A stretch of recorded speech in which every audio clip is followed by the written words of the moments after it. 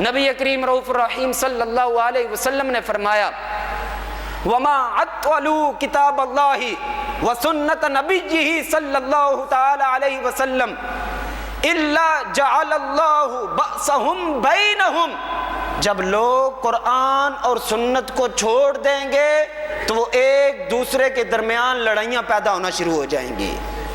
یعنی جب لوگ قرآن کو چھوڑ دیں گے اور سنت مصطفی کو چھوڑ دیں گے، ہوگا کیا کہ وہ آپس میں لڑنا شروع ہو جائیں گے۔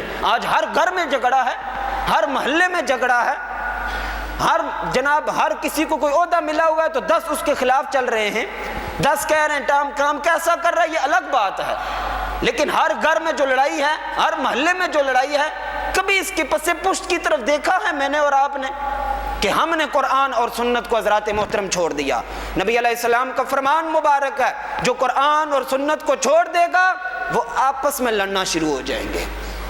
آج میری اور آپ کی جو گھریلو زندگی ہے، کیا ہم اس میں قرآن اور سنت پہ عمل کر رہے ہیں؟ تو آج اس پر جا کر توجہ کرنا، ہر بندہ جا کر اس پر توجہ کرے۔